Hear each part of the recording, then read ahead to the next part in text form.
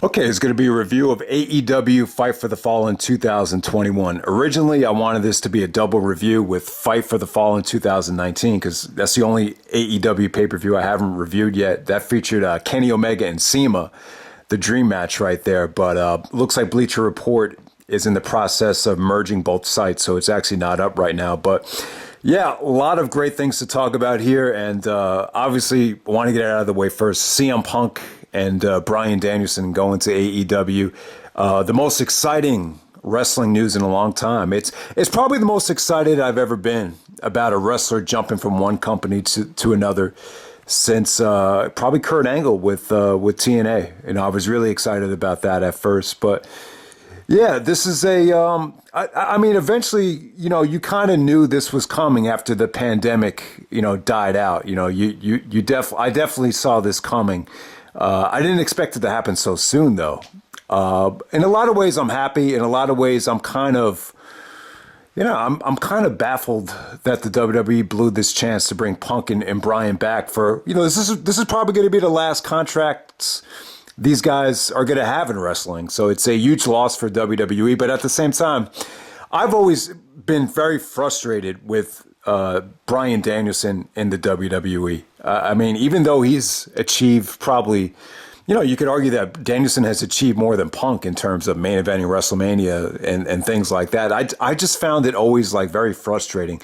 Like it was almost like pulling teeth, just to get WWE to showcase Danielson, I think the way we wanted to. And, there was just so many dark moments with Danny Bryan. Even this past year at WrestleMania, I just found that the ending to that show very depressing. I just, for as much as he achieved in the WWE, I just feel like it's always been, a struggle with Bryan Danielson. So I think AEW is a better fit for him.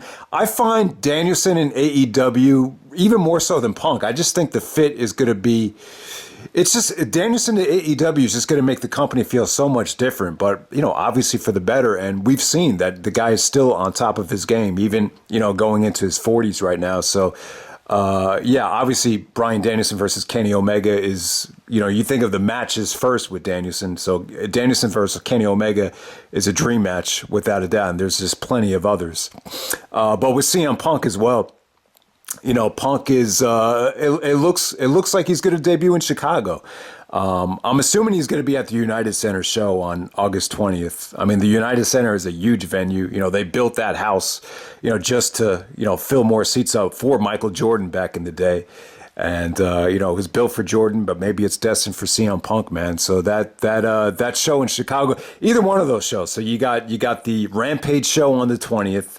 So if Punk doesn't show up there, he's going to be at All Out on September 5th. So you got two huge Chicago shows coming up with CM Punk. It looks like Punk is going to be feuding with Sting and Darby Allin at first. So really excited about that. You saw Darby, he gave it away with that best in the world stuff. So this is just, Punk. Also, like Punk and Jericho on the mic, Punk and MJF, even Punk and Colt Cabana. There's so many possibilities. So obviously, I'm really excited about it. But I don't know. Like I'm still looking at it from the WWE perspective, and I just think this, like. There's so many guys, especially when Jericho came back in 2007. I remember how disappointed I was with that return. It just seemed like everybody else came back at the same time. And, this is a good way for Punk and Bryan to kind of, get themselves away from there because, you got Goldberg coming back. I'm sure Brock and obviously you got Cena coming back and there's probably going to be other guys coming back. So, maybe this kind of puts the spotlight solely on them. And, that's another good way to think about it. But yeah, man. Let's just move on to AEW Fight for the Fallen 2021. This was an awesome Dynamite. I really got to say, this is, awesome opener, awesome main event. And let's just get right down to it. First match of the night. It felt like a pay-per-view match. You got the Elite, Kenny Omega and the Young Bucks teaming up with the Good Brothers to take on Hangman Page and the Dark Order of Evil Uno, Stu Grayson, John Silver, and Alex Reynolds. This got about a half hour. It was great stuff. Kenny Omega and the Young Bucks actually come out with Space Jam uniforms. They got the jerseys on. They're actually showing off their ball handling skills. One of the Young Bucks actually got I think it was Nick Jackson. He was actually going between the legs. He looked like Kyrie out there. It was actually pretty cool. But They're actually wearing the Jordans from Space Jam, the same exact patent leather Air Jordan 11s from Space Jam. So I thought that was really cool. They actually brought out a basketball hoop. They actually did the Indie Taker. I think one of the Young Bucks actually tried to do a dunk and then the Indie Taker at the same time, but he actually missed the dunk. So, yeah, this match is just a lot of fun. Obviously, if you're not a basketball fan, probably won't like it as much as some other people because it did feel like a comedy match maybe in the beginning, but as the match progressed, I'll tell you, man, Hangman looked awesome out there. So it actually came down to 3-on-1 with the Bucks and Kenny Omega going up against Hangman and made Hangman look strong as hell. Like, Adam Page actually ended up losing the match, but he fought it off, man. He went toe to toe 3-on-1 for like 10 minutes, and it just came out really good. So the sole survivors were actually Nick and Kenny Omega. I believe Hangman actually did pin Matt Jackson, but yeah, it was great stuff. And you know what, man, the Dark Order guys look good too. I think it was Stu Grayson and Alex Reynolds. Those guys looked exceptional. Stu Grayson definitely showed a lot more athleticism here than he did last year's. I also thought John Silver, brought it. And Omega was able to showcase how great he was. He actually hit, all of his exclusive offense. He actually did pin Evil Uno with the one-wigged angel, and I just thought this was awesome stuff. I'll tell you, when Kenny Omega and Adam Page, that match at All Out, it's going to be incredible. Like just for the short amount of time they were in the ring together, you could just feel how comfortable and how intense, their chemistry is. So that's definitely going to be an awesome matchup. So yeah, great 10-man tag elimination match. This is one of the best Dynamite matches of the year. And this was definitely it was probably the match of the night without a doubt. All right, next up you got FTR, Cash Wheeler, and Dax Hardwood actually taking on Santana and Ortiz. Yeah, this was pretty well promoted. Nothing much to say about it other than the match definitely was predictable. It definitely favored the FTR. The match definitely went at their pace. Santana and Ortiz, they got some good offense in. They did hit a frog splash. And, but ultimately, Wheeler and Hardwood, they pretty much dictated the tempo. Tons of DDTs, tons of good, old school brainbuster style offense from them. I think it was Cash Wheeler. He actually started bleeding from the arm. They almost had to stop the match, but they did get through it in enough time. And, big victory for FTR right there. Move on to the next match. We got Lance Archer taking on Hecuglio for the IWGP United States Heavyweight Championship. All right, before I forget, John Moxley cut a great promo on Tanahashi. So it looks like we might get Tanahashi coming to AEW, or either that or Lance Archer is going to face him in Japan. I'm not sure what's happening yet. What would be really cool is if Tanahashi takes on Lance Archer at one of the Rampage shows, and Moxley screws Tanahashi, and then we just get Tanahashi versus Moxley at All Out. I think that'd be incredible. But yeah, Lance Archer, this guy, he actually came out with Haku. I believe he's from New Japan.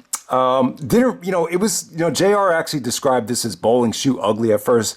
I didn't think he looked amazing here. The story of the match is really Archer. He was able to walk the ropes. He was able to do a lot of, some great athleticism from Archer here. I thought he looked exceptional. He actually hit him with an iconoclasm in the middle of the ring to get the pin. But yeah, solid matchup right there. And Lance Archer's talking shit to Tanahashi with the belt as the match ends. So yeah, good showing from Lance Archer. Really wasn't that blown away by Hikuleo, who's actually from New Japan, but a lot of you guys might know him better than me. But let's move on to the next match. You got Christian Cage teaming up with the Jurassic Express, Jungle Boy, and Luchasaurus to take on Angelico and Private Party. Matt Hardy was managing out on ringside.